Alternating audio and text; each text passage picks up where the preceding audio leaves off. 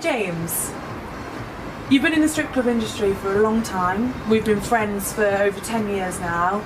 I really wanted to take your insights and share them with the rest of the girls and give them a little bit about your background and any tips and advice that you can give them. I've been in the club industry for almost 30 years and certainly been involved in lap dancing business and table dancing business for the last 25 years. I started off clubs in the UK and then I ventured out to US, especially in Florida, and I helped with strip clubs over there, and then I decided that something similar would work in UK. Because my background was from Nottingham, so I chose a very large nightclub and got a license for a table dancing club, which was the largest one in Europe capacity-wise. Could you just tell our audience a little bit about the difference between the different types of clubs, like table dancing to... The table dancing doesn't mean you dance on a table, but it has a foot rule. So basically the girl is dancing for the gentleman at least a foot away from them. They're not allowed to touch and etc. There are several rules which are attached to table dancing. Basically it's a non-contact dancing. Whereas lap dancing is basically contact, and depending on type of the license, in US or UK, you can get licenses where they can touch, where it's on the thighs or the back or the waist or whatever, but generally not the genitalia, and that is forbidden as far as I know in every single license all over the world. But there are licenses in Europe which even grant groping of tits, so and that's new to me, but I've yet to see one of those licenses, but I've heard there are some now.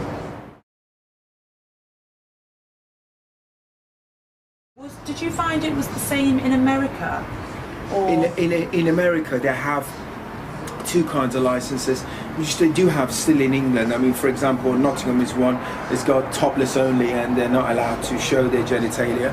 And in America, it's the same. They have topless dancers and they have nude dancers. So there is two kind of licenses, but both licenses the touching is allowed, and so basically they're doing a proper full-on lap dance. And the other one that's we're not used to in UK is that in US, and this is going back for years, is that if they have a full nude license, there is no alcohol, but they're allowed to take all their clothes off on the stage. So basically they're absolutely nude on the stage and they're allowed to spread their legs open, whatever. Wow. But they make a lot of money on the stage. Over the last 25 years, I can tell you that the rules have relaxed over a period of time, and now the sexual encounter license have tried to generalize these licenses, and the distance is not a problem anymore, and basically the licenses now are lap dancing. Whether that's a good thing or a bad thing, personally I believe it's a bad thing, because you make a lot more money by keeping away, whereas the lap dance, generally the guy will spend less money. But that's my personal opinion, because I've found that in table dancing clubs you always make more money than you make from lap dancing, whereas the girls, the dancers, think opposite. They think by actually doing lap dancing they are going to encourage the guy to have more dancers. Actually I find that wrong. When I came to open Senoritas in Nottingham, I wanted this stage to be running all the time, because my view was you can make a lot of money by showing the girls on the stage and keep the guys entertained. If you keep them entertained, they're going to keep drinking, they're going to watch the stage, and they're going to have more dancers, they're going to have more VIPs. And the VIPs are sold with drinks. I've been often asked, you know, how much you charge. I used to charge more for VIP sit-downs than people are doing now, and that was 15 years ago.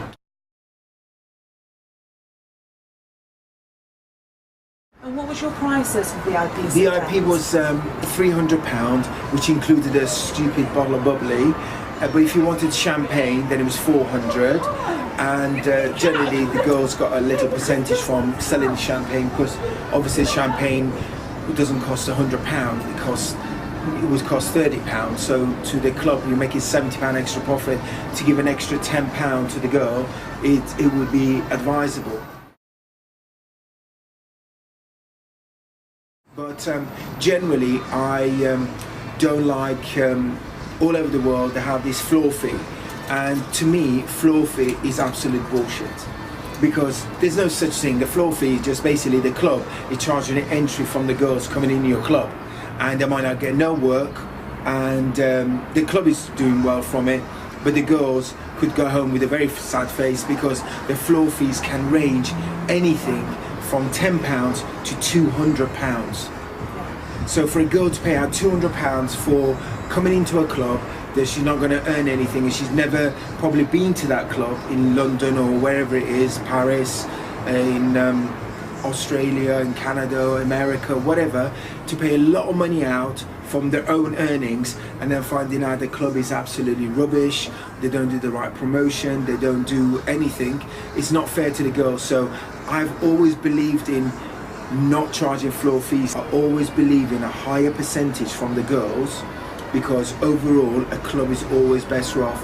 But unfortunately, club owners and the managers like that safeguard of the girls paying all that money in upfront, which is, to me, it's absolute waste of time, because the way they see it is, oh, the girls are lazy, if you don't charge them their floor fee, they'll just sit on their ass, do nothing.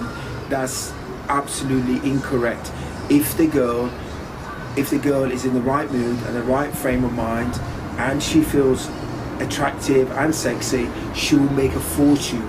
Unfortunately, when the clubs do that, the girl thinks to herself, my God, it's nearly 2 o'clock and the club shuts in 2 hours or 3 hours.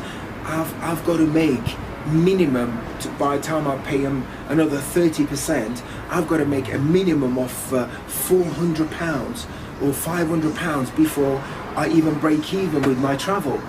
And then they're going to be jumping at the customer, they're going to be pestering the customer, and that's one thing I didn't allow.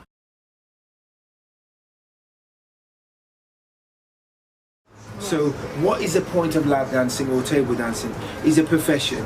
If you are doing it, you have to be doing it on a professional level and take it seriously, or don't do it.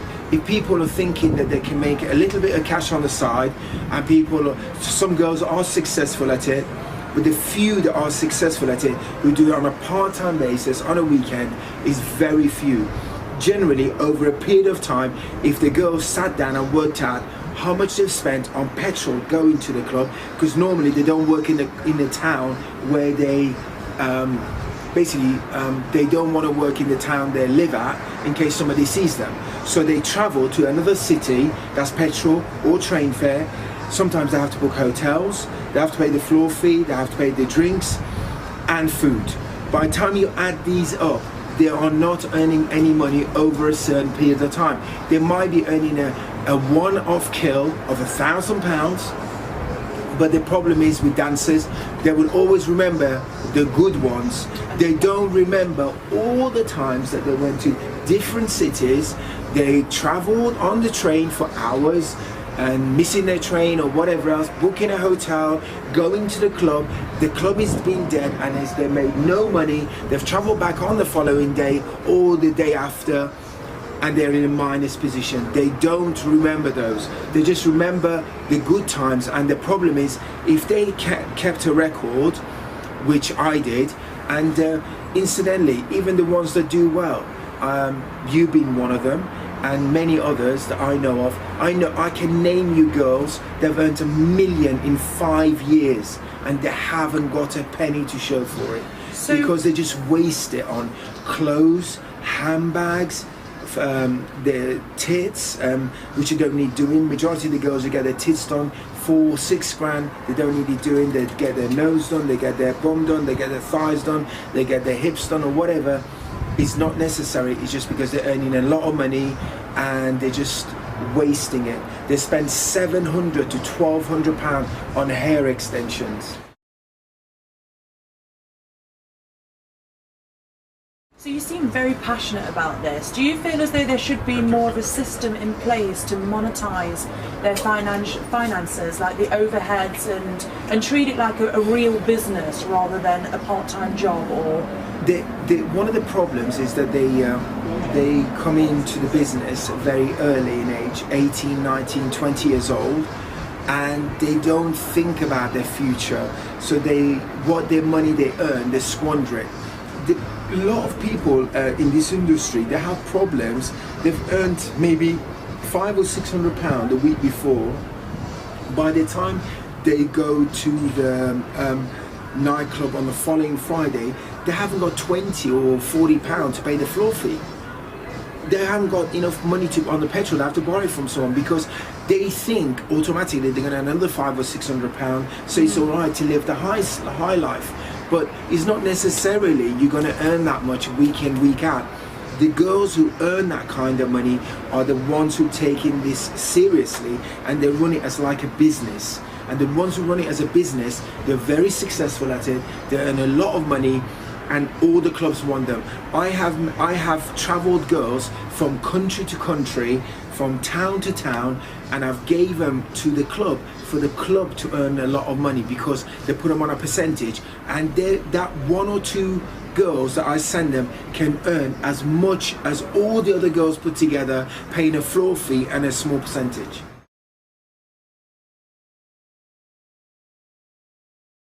Just to give our audience a little bit of an example on what would you class as like an amateur part-time kind of income compared to a professional income on the serious, the big players, what would the difference look like? I know girls who are earning 2,000 plus per week, and that's after all the floor fees, all the percentages and everything else. And it's not necessarily, they think, oh, it's in London, or it's in Paris, it's in New York, it's in Frankfurt or whatever. It's not. You can be in a very small club, but they have seem to have built up a reputation. They've got some regulars who have VIPs and etc. And they concentrate on what they do, and they concentrate on their dancing. They're not there to socialize, they're not there to drink, they're not there to do any drugs, they're there to make money.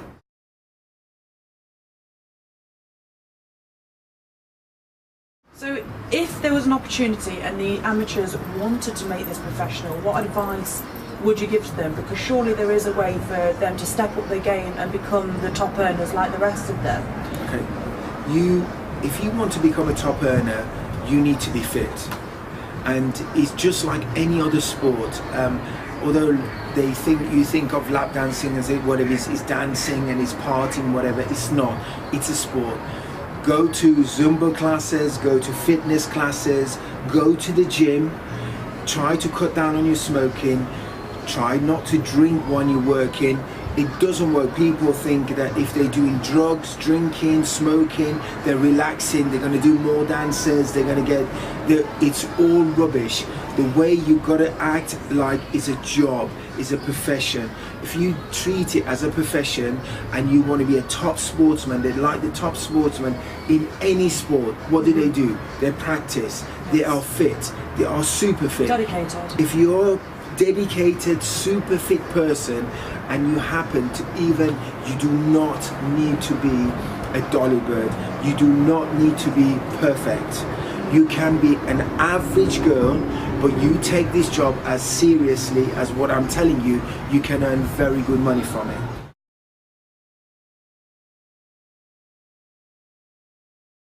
So speaking of obviously appearances and things like that, you don't need to be a dolly bird. It's a case of taking it serious and having dedication. Yeah. What appearance would you say, or your average top earners, like how would they look? How would they act? You can, by just physically the way the girls dress, you can tell how much they're going to earn. However, the clubs, all the clubs all over the world, they have lingerie hour, they have they have all fantasy hour and all these businesses. This is to entice, they've got different themes going off through the night. However, by the way the dancer dresses shows that what sort of capability they've got in earnings. I've auditioned thousands and thousands of girls. I would say probably more than 10,000 girls, maybe 20,000. I don't know. I have never kept an account. But over the last 25 years, I can now tell, believe it or not, by the way the girl dresses when she comes to work, when she gets changed, I can tell what kind of level of earnings she will have. And it's very difficult because you would think that if you was going out, let's put it this way, if you're going out and you feel that is a sexy outfit, that to me is going to make you more money than someone who is walking around half naked. So do you think it's more about how they feel within themselves? So it's dressing to their comfortability, how comfortable it makes them? It has to be, but it's like, I'm sure every single girl looks in the mirror how they're looking when they do their makeup. Just imagine how they do their makeup. They've got to do the same with the dress and the way they feel. If for example, if a girl has got boobs that she's not comfortable with, and she wants to make them look bigger, for example, and she feels more comfortable, if she wears a supporting bra and then she feels more sexy and more comfortable in that dress, that will make her more money. I'm sorry, that's why you're not making any money, because you're making the girls walk topless and they all got G-strings on. Yeah. And this is a club, I'm no joke, in America. And all the girls, they've got nude on the stage, and they've got all the girls, including the waitresses, all walking around naked almost. If so they're not leaving anything to the imagination. And it's just like, it's a bar. How does he expect to make any money, or the girls to make any money? And by me giving them advice and said just try for one night, and they tried it on the worst night ever. They tried it on a Tuesday night, and on the Tuesday night they made the most money, and then from that night they've always worn sexy clothes. But he didn't go to the extreme of wearing dresses, but they're covered up and they made a fortune. And the girls, 2 months later, I went to the same club, they all buy me champagne. They were saying, my God, their earnings had gone like through the roof. One of the things I just want to touch base on what you actually are doing now is when you had Senoritas and I was working at Senoritas, one of the difference in that clubs is, even though it was very out of the way, it wasn't in the main centre, the footfall was consistent all the time, and I find that very rare in other clubs. You did some excellent strategic partnerships and marketing. You added a lot of value to that club, and that was down to you. It's all about. I've done it for Senoritas, but since then I've done that for Swimming Rhinos. I've done work for other outfits as well. So which I can't really name, but Swimming Rhino I can name. But the outcome of it is that it doesn't matter which club, where it is, how far it is. You need reputation. Well, good reputation. B, you need girls which are willing to go on stage and dance on the stage every hour, literally every hour, without fail. You need girls who are there on a regular basis, so you build up a regular customers and regular dancers come in. And also you need good staff to be friendly, because the more friendlier the staff are, the more they get to know. And also another one is that the industry thinks that the business is just mainly for men, and I don't believe that is the case, because I always go for couples, and so therefore I sometimes get the wives come together with their friends, and sometimes the man and wife come together and they have dancers, and if they don't have dancers together, they watch the stage. If you make it an atmosphere that is not seedy, then you'll have the foot flow coming in all the time. Unfortunately, when a man or any guy that goes out to a strip club, if they go into a strip club and they're having some dirty dancers and whatever else, it's not what they feel comfortable with. So they're not going to come there with their friends or with their brothers or with their family or with their wife or with their girlfriend, because then, you know, they know that it's a seedy. But if the wife knows it's seedy, oh, I'm going to Senoritas, I'm going to have a drink, I'll be home about 7 in the morning. It finishes at 6, I'll be home 7. But there's no problem, because the woman knows that, you know, she's been before, she knows, probably she's spoken to some of the girls and knows the girls, and yes, they know her. And if they don't know her, it doesn't matter, because she knows they're all nice girls and everything else. There's nothing happening. There's no threat. Yeah. So by making a family, not a family just on, not with children, but if you make it like an environment where I've had moms and dads and they brought their son and daughter, a family of 4 have come to a strip club, you have got it made. And that means you are talking about making in excess of £3 to £5 million a year turnover. So let's just go back to the VIP a little bit, because a lot of girls, I know that they're curious, because many girls in the industry, they haven't quite tapped into this whole VIP market. I was speaking to girls that have been in it for 7 years now, and they still tell me that they very rarely manage to make it on the VIP floor. So what are the girls that are in the VIP, what are they doing? Is there anything different that they're doing compared to the ones that are going for the typical £20 dances? Is there anything that you can share that you advise them? It's all about attitude. Number one, I want to tell you that all the girls that came to Senoritas, I found this strange, because they would say that we've never been. What does VIP mean? Does it mean like you have to do sex, or you know, do you have to do oral sex? What do you have to do to get VIP? And I says, no, you don't do anything. You ask them, would you like to go to a private area where we can drink champagne, talk privately, have as many dances as you want, and this is the cost. Includes champagne, £300 with a bubbly. If you want proper champagne, it's £400. If you want a bottle of Cristal Rosé, it's £1,000 for an hour, and you can have as many as you want. And majority of people at the beginning, they normally have generally half an hour or 1 hour. But once they go in the VIP and they get into the motion of talking, and if the girl is good at talking, whatever else, because if the girl is good enough to get them in the VIP in the first place, it's good enough to keep them going. Yes. And once they keep them going, then this could lead into hundreds and hundreds and hundreds of pounds, and literally turn into thousands, and then it turns into hundreds of thousands. And like I mentioned, I have got girls who have earned in 5 years £1 million after 50% commission. That means the club earns £1 million, the girl is earned £1 million.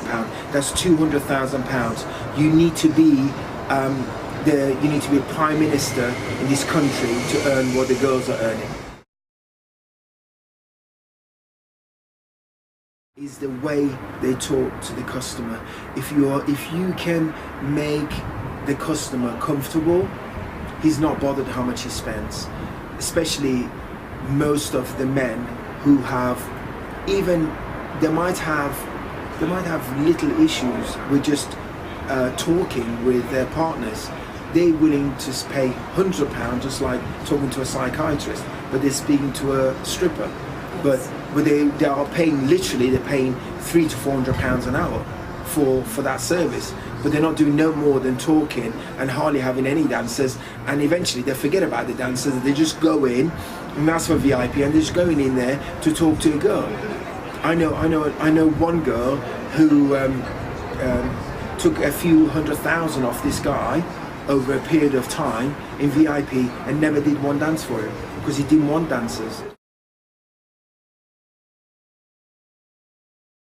What the strippers fail to see is they think that all the guys that come in there, they want strippers to dance and they grind them, and they do all this business. It's not about that.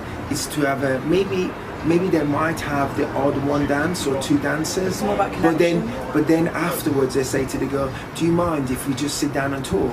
If any guy says that to you in a strip club, you have made it. You've made it. That means they've got connecting with you, and they will sit down, talk to you, and you get paid and paid and paid and paid and paid and paid, and then they will ask you when you're next. They phone the club to find out when you're next. You get £700 flowers sent to the club, blah blah blah, the cards, but your boyfriend at home might buy you a small box of Thorntons or a little box of shall we say, I don't know, pantyhose and whatever else for your job. But the guy might, and I've seen this, I've seen a 25,000 Gucci watch being given to someone for a birthday present. 25,000 Gucci watch, and I've seen flowers arrive in real crystal vases, and the vase alone was $4.5 grand. We looked it up on eBay. This is a guy who's not like, I've had mothers ringing up asking if a certain girl is on, because while their son is inside talking to the girl, they're outside in their car. The mother is sitting outside in the car, and I told them, why don't you come in? He says, I can't come in this room. I said, yes you can. Come and sit in the VIP, come and sit down, have a drink and watch him. He's not doing anything. And she came and she couldn't believe it. And he used to go in there, and he used to work his ass off, and all the money he used to spend it on this girl, including buying her flowers, hundreds and hundreds of pounds, just to be able to talk to her, because people aren't sometimes able to connect with their partners, but because the strippers are willing to listen, because at the end they're earning money. Same as, what do you do when you go to a psychiatrist? You sit down, you spill your heart out, and the psychiatrist listens and gives you a few advice. Sometimes the stripper doesn't give you any advice, but is a person willing to listen, and you can talk openly, and by talking openly is VIP.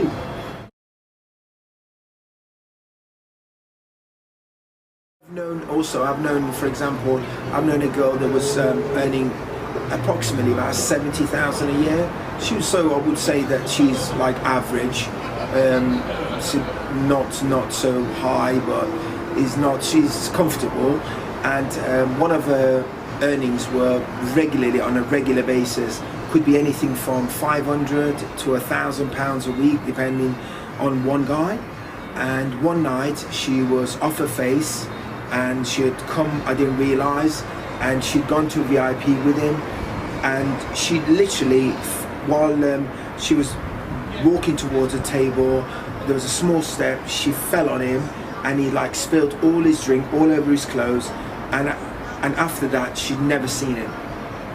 So she lost her, and after that she became because she got used to that money, she found it very hard to live without that money, and she had to replace that with a lot of people doing a lot of dances and a lot of hustling to get that money. She realized that one little mistake cost her 30,000 or 25,000 a year.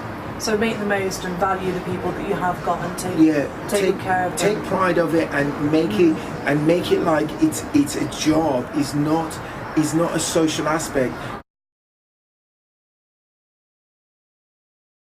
The problem with dancers is many dancers, not just here, not in England, all over the world, dancers think it's a party.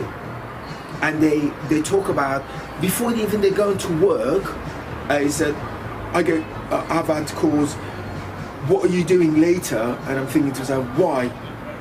Because when we come back to Nottingham, we're going to blah blah's house party. They've already planned that they're going to get pissed, they're going to do whatever, they're all going to get fucked off their face. Oh, sorry, I have to repeat that, you have to cut that bit out. They get hammered, and basically by getting hammered, they hardly make any money at work, because their thought is from getting ready is not to go to work, it's from going out. They're going out. Yes. So the club is just a stopgap, and that's when it's the pre-party. It's a pre-party, and the pre-party doesn't work for the club, doesn't work for the dancer, and then they just end up getting hammered and going to the party, and then the following week they think, my God, what's happened? I haven't got any money.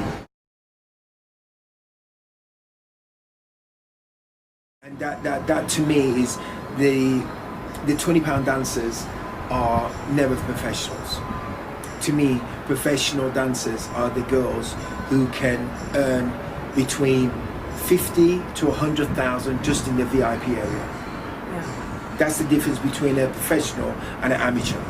Yes.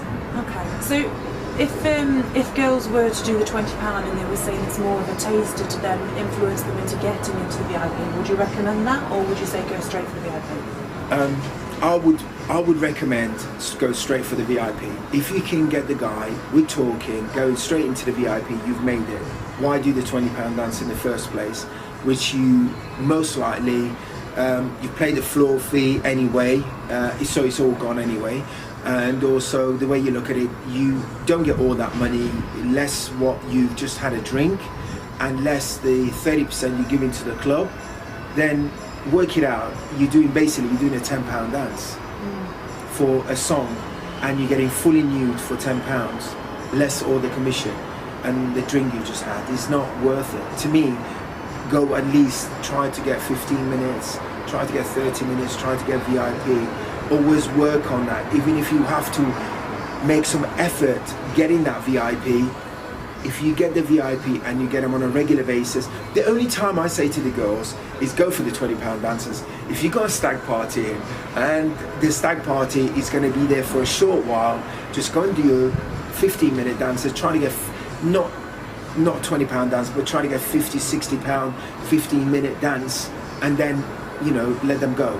That's the only time I would say don't. But however, about stag parties who've only come in like for 1 hour, they've got the minibus or the bus waiting outside, and because the VIP, because the groom and the best man, they're in the VIP area, they've been there till 6 in the morning. Yeah. And sometimes the bus has left them and they've got into a taxi and they've gone all the way back to Manchester or London in a taxi because they've lost the taxi. The bus driver was supposed to be there for an hour or 2 hours, and they've been in there for 8 hours. It just shows the class of the girls who can keep the customers going and going and going.